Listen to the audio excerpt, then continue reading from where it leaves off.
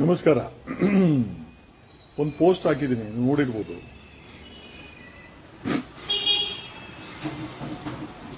ಏನ್ ಹೇಳ್ಬೇಕು ಗೊತ್ತಾಗ್ತಾ ಇಲ್ಲ.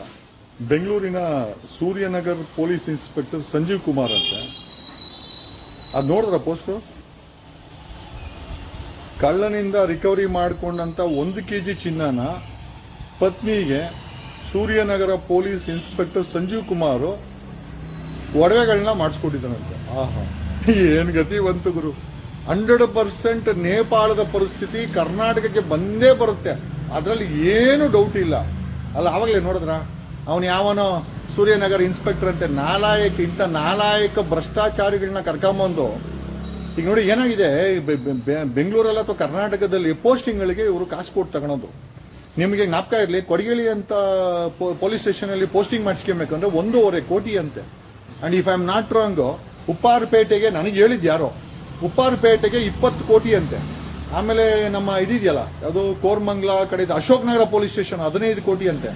1.5 ಕೋಟಿ ಕೊಡಗೇಳಿ ಪೊಲೀಸ್ ಸ್ಟೇಷನ್, 20 ಕೋಟಿ ಉಪ್ಪಾರಪೇಟೆ ಪೊಲೀಸ್ ಸ್ಟೇಷನ್ ಪೋಸ್ಟಿಂಗ್ಗೆ, 15 ಕೋಟಿ ಅಶೋಕ್ ನಗರ ಪೊಲೀಸ್ ಸ್ಟೇಷನ್ ಅಂತೆ. ಇಂಥ ಕಾಸು ಕೊಟ್ಟು ಪೋಸ್ಟಿಂಗ್ಗಳು ಮಾಡಿಸ್ಕೊಂಡು ಬಂದ್ಮೇಲೆ ಕಳ್ಳನ ಹತ್ರ ರಿಕವರಿ ಮಾಡ್ಕೊಂಡಂತ ಚಿನ್ನಗಳನ್ನ ಪತ್ನಿಗೆ, ಹೆಂಡತಿಗೆ ಅಥವಾ ಪತ್ನಿಗೆ, ಎಂತ ಕ್ರಿಮಿನಲ್ಗಳ ಕೈಗೆ ನಾವು ಸಿಸ್ಟಮ್ ಅನ್ನ ಕೊಟ್ಟು ಸಂಬಳ ಕೊಟ್ಟು ಭ್ರಷ್ಟಾಚಾರ ಮಾಡಿ ಅಂತ ಕೂತಿದೀವಿ ಅಂತಂದ್ರೆ ನಿಜವಾಗ್ಲೂ ಅಲ್ರಿ. ಸಿದ್ದರಾಮಯ್ಯನವ್ರ ಸರ್ಕಾರ ಅಲ್ಲಿ ನೋಡಿದ್ರೆ ಹೋಮ್ ಮಿನಿಸ್ಟರ್ ಇದಕ್ಕೆ ಬೇಜವಾಬ್ದಾರಿಯಿಂದ ಅಲ್ಲೆಲ್ಲೋ ಪೂಜೆಗಳು ಮಾಡ್ಕೊಂಡು ಅಲ್ಲೆಲ್ಲೋ ಓಡಾಡ್ಕೊಂಡು, ಅಲ್ಲಿ ನೋಡ್ರಿ home minister Suryanagar police station inspector 1 kg ಏನೋ ಕಳ್ಳಿನಿಂದ ರಿಕವರಿ ಮಾಡ್ಕೊಂಡಂತ ಏನೋ ಚಿನ್ನವನ್ನ ಹೆಂಡತಿಗೆ, ಆಹಾ, ಹೋಮ್ ಮಿನಿಸ್ಟರ್ ಹೋಮ್ ಮಿನಿಸ್ಟರ್ ಇಷ್ಟು ಸೈಲೆಂಟ್ ಆಗಿ ಅವರೇ ಅಂತಂದ್ರೆ ಇನ್ನು ಇವ್ರುಗಳು ಈ ರೀತಿ ಲೂಟಿ ಮಾಡಿದ್ರೆ ಹೇಳ್ತಾರ. ಜಸ್ಟ್ ಇಮ್ಯಾಜಿನ್ ಮಾಡ್ರಿ.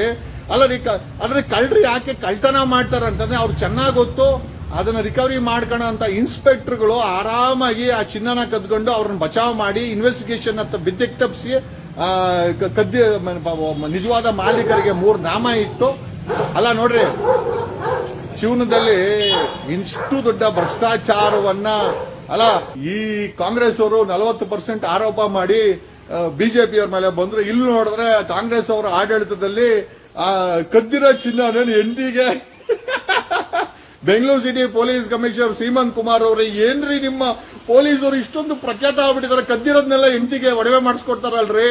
ಯಾವ ಮಟ್ಟಕ್ಕೆ ಬಂದೈತೆ ಪೊಲೀಸ್ ಇಲಾಖೆ ನಿಜವಾಗ್ಲೂ. ನಿಮ್ಮ ಪೊಲೀಸ್ ಇಲಾಖೆ ಇರೋದೆಲ್ಲ ಭ್ರಷ್ಟರೇ ಕಣೋ. ನಾನು ಹೇಳ್ತೀನಿ, ನನಗೆ ಬಾಯಲ್ಲಿ ಹೇಳಿದ್ರೆ ಮಾತೇ ಇಲ್ಲ.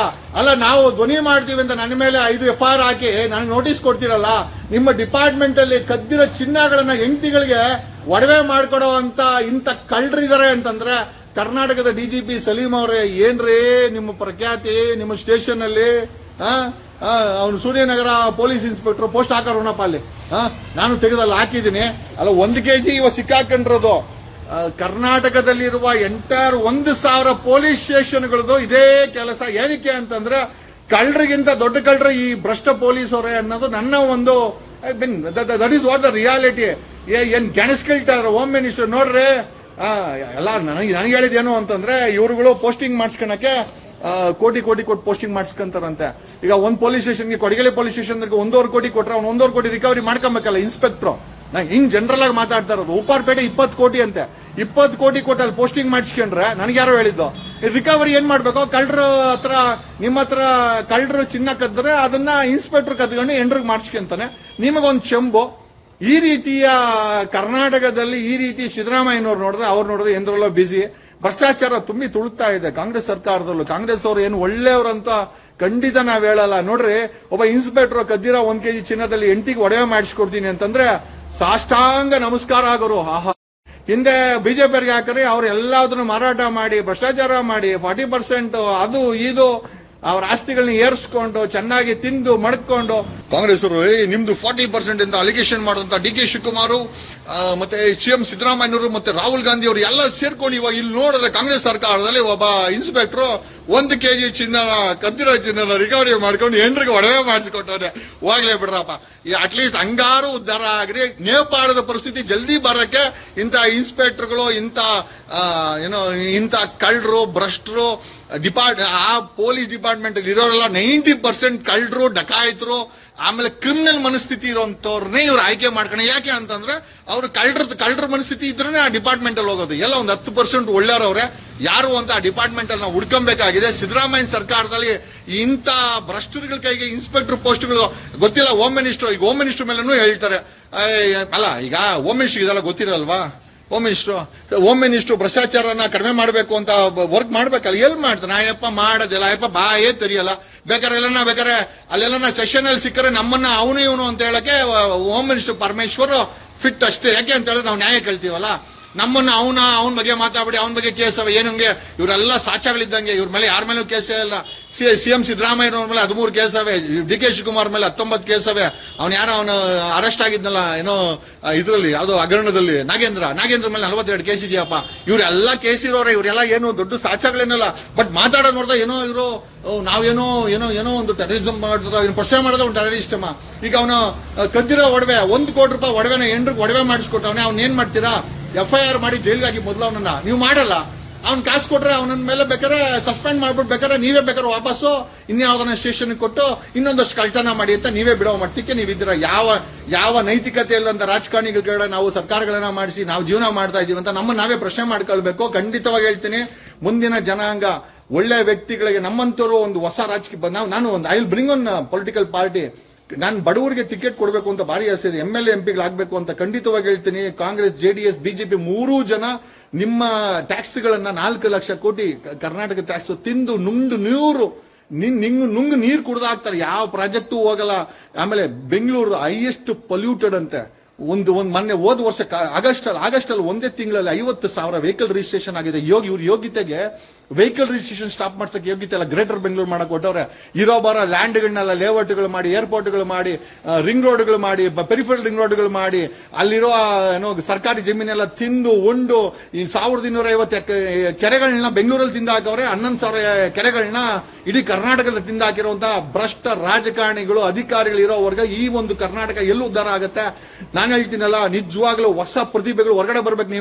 ನೀವೆಲ್ಲ ಇಂಜಿನಿಯರ್, ಡಾಕ್ಟರ್ ಆಗ್ತೀನಿ ಅಂತ ಹೇಳ್ತೀರಾ. ಹೊರಗಡೆ ಬಂದು ರಾಜಕಾರಣಿಗಳಾಗಿ, MLA ಆಗಿ, MP ಆಗಿ, ಮಿನಿಸ್ಟರ್ ಆಗಿ, ಖಂಡಿತ ಹೇಳ್ತೀನಿ, we will chalk out a roads to ಅಂತ ನ್ಯೂ 2020 2028ಕ್ಕೆ ನಮ್ಮಂತವ್ರು CM ಆಗಬೇಕು, ನಿಮ್ಮಂತವ್ರು MLAಗಳಾಗಬೇಕು, ಮಿನಿಸ್ಟರ್ಗಳಾಗಬೇಕು. ಆವಾಗಲೇ ಭ್ರಷ್ಟಾಚಾರನ ಮಟ್ಟಕ್ಕಾಗೋದು. ನೋಡ್ರಿ, ಕದ್ದಿರೋ ಚಿನ್ನನ ಎಂಡ್ರಿಗೆ ಒಡವೆ ಮಾಡಿಸ್ಕೊಡ್ತಾನೆ ಅಂತೆ ಸೂರ್ಯನಗರ ಪೊಲೀಸ್ ಸ್ಟೇಷನ್ ಅವರು. ಅವನ ಇನ್ಸ್ಪೆಕ್ಟರ್ ಒಂದು ಯಾವ ಮಟ್ಟಕ್ಕೆ ಸರ್ಕಾರ ಇದೆ. ಸಿದ್ದರಾಮಯ್ಯನವರು ಇದನ್ನೆಲ್ಲ ನೋಡ್ತಾ ಇದಾರೆ. ಹೋಮ್ ಮಿನಿಸ್ಟರ್ ಪರಮೇಶ್ವರ್ ಎಲ್ಲೆಲ್ಲೋ RSS ಕಾರ್ಯಕ್ರಮದಲ್ಲಿ ಬಿಸಿ ಇದಾರೆ. ರೀ ಹೋಮ್ ಮಿನಿಸ್ಟರ್ ನೋಡ್ರಿ ಏನಾಗಿದೆ ಅಂತ. ಸೂರ್ಯನಗರದವನೇನೋ ಕಳ್ಳನತ್ರ ಇಸ್ಕೊಂಡಂತ ಒಡವೆನೇನೋ ಎಂಡ್ರಿಗೆ ಒಡವೆ ಮಾಡಿಸ್ಕೊಟ್ಟವನಂತೆ. ಸ್ವಾಮಿ ವೆಂಟ್ರಾನ್ ಶಾಪ ಗೋವಿಂದ ಗೋವಿಂದ. Thank you. ಇನ್ನೆಷ್ಟು ಬಯಕಾಗುತ್ತೆ ಗುರು, ಇನ್ನೆಷ್ಟು ಬಯಕಾಗುತ್ತೆ. ಇವರು ಮಾನಗೇಡಿಗಳು. ನಾವ್ ಹೇಳ್ತೀವಲ್ಲ, ನಮ್ಮಂತರ ಕೈಗೆ ಅಧಿಕಾರ ಬರಲಿ 2028ಕ್ಕೆ. I will bring one party. 2028ಕ್ಕೆ ನಾನೊಂದು ಪಾರ್ಟಿ ತಗೊಂಡ್ಬರ್ತೀನಿ. ನಾನು ಹೇಳ್ತಿಲ್ಲ, ನಿಮ್ಗೆ ಯೋಗ್ಯತೆ ಇದ್ರೆ ನೀವು ನಿಂತ್ಕೊಳ್ಳಿ. ಖಂಡಿತವಾಗಿ ಒಂದು ಸರ್ಕಾರ ಮಾಡೋಣ. ಇದು ಫೇಸ್ಬುಕ್ ಅಲ್ಲಿ ನಿಮಗೆ ನಾನು ಇಂಟಿಮೇಷನ್ ಕೊಡ್ಬೋದೇ ಹೊರತು ಖಂಡಿತ ಈ ಸಿದ್ದರಾಮಯ್ಯ ಸರ್ಕಾರದಲ್ಲಿ ಬಿಜೆಪಿ ಆಲ್ರೆಡಿ ಮಂಡ್ಯ ಮದ್ದೂರನ್ನ ಹಾಳು ಮಾಡಿಟ್ಟವ್ರಲ್ಲ. ರೈತರ ನಾಡೋದು, ಅನ್ನ ಹಾಕೋರ್ ನಾಡು, ಆಮೇಲೆ ಶಾಂತಿ ನಾಡು, ಸೌಹಾರ್ದತೆ ಇರುವಂತ ನಾಡು. ಆ ನಾಡಲ್ಲಿ ಹೋಗಿ ಈ ಕುಮಾರಸ್ವಾಮಿ ಬಿಜೆಪಿ ಕರ್ಕೊಂಡೋಗಿ ಅಲ್ಲೆಲ್ಲ ಗಬ್ಬೆ ಬರ್ಸಾಕಿ ಬರೀ ಒಂದು ಗಣೇಶನ್ ಪ್ರೊಟೆಸ್ಟ್ಗೆ ಇವ್ರು ಇಷ್ಟು ದೊಡ್ಡ ರಾಜಕೀಯ ಮಾಡ್ತಾರೆ. ಭ್ರಷ್ಟಾಚಾರ ವಿರುದ್ಧ ಧ್ವನಿ ಎತ್ತಲ್ಲ. ಈಗ ನೋಡಿ, ಅವ್ನು ಸೂರ್ಯನಗರದವನು 1 ಕೋಟಿ ರೂಪಾಯಿ ಚಿನ್ನನ ಎಂಡ್ರಿಗೆ ಒಡವೆ ಮಾಡಿಸ್ಕೊಟ್ಟು ಯಾವನಾರ ಮಾತಾಡ್ತಾನೆ, ಯಾವನು ಮಾತಾಡ. ಯಾಕಂದ್ರೆ ಇವ್ರು ಎಲ್ಲಾ ಕಳ್ಳರುಗಳು ಅವ್ರ ಹತ್ರ ಈಸ್ಕೊಂಡು ಟ್ರಾನ್ಸ್ಫರ್ಗಳು ಮಾಡಿಸ್ಕೊಟ್ರು ಅಂತ ಹಲ್ಕಟ್ಟು ಬೇವರ್ಸಿ ಭ್ರಷ್ಟಗಳು ಅಂತ ನಮ್ಗೆಲ್ಲ ಗೊತ್ತಿದೆ. ಏನೋ ಸಾವುಕಾರ ಹೆಣ್ಣು ಬೇಕೇನೋ ಅವನಿಗೆ, ಜೊತೆಲಿ ಭ್ರಷ್ಟಾಚಾರದ ಹಣ ಬೇಕೇನೋ ನಿನಗೆ, ಕೊಡ್ತೀನಿ ಹೆಣ್ಣು ಕೊಡ್ತೀನಿ ಭ್ರಷ್ಟಾಚಾರದ. ನಿಜವಾಗ್ಲೂ if I become a chief minister of Karnataka, I amend the law, I will ensure ಇವ್ರುಗಳನ್ನ ಬೀದಿನಲ್ಲಿ ನೇಣ ಹಾಕುವಂತ ಒಂದು ಕಾನೂನನ್ನ ತಿದ್ದುಪಡಿ ತರಬೇಕ್ರಿ. ಆವಾಗಲೇ ನನ್ನ ಮಕ್ಕಳಿಗೆ, ಈ ಭ್ರಷ್ಟರಿಗೆ, ಕಳ್ಳರಿಗೆ, ಆಮೇಲೆ ದಗೋಕೋರರಿಗೆ, ಈ ಡಕಾಯಿತಗಳಿಗೆ, ಕೊಲೆ ಮಾಡೋರಿಗೆ ಬೀದಿನಲ್ಲಿ ನೇಣ ಹಾಕ್ಬೇಕು ದುಬೈ ತರ. ಆವತ್ತೇ ನನ್ನ ಮಕ್ಕಳಿಗೆ ಎದೆನಲ್ಲಿ ಭಯ ಬರೋದು ಅಂತ ಹೇಳುತ್ತಾ. The day is not far, the India and Karnataka will go through the reforms. But one thing is very certain, ನೀವುಗಳೆಲ್ಲ ಜಾಗೃತವಾಗಿರಬೇಕು. ಈ ಕಾಂಗ್ರೆಸ್, JDS, BJP ನಿಮ್ಮನ್ನೆಲ್ಲ ದಿಕ್ಕು ತಪ್ಪಿಸಿದೆ. We need a new political turn in Karnataka ಅಂತ ಹೇಳುತ್ತಾ, ಸೂರ್ಯನಗರ ಇನ್ಸ್ಪೆಕ್ಟ್ರು ಒಡವೆ ಒಂದೇನ ಬೇರೆನ ಮಾಡಿಸ್ಕೊಂಡಿದ್ಯಾ ಗುರು? Thank you.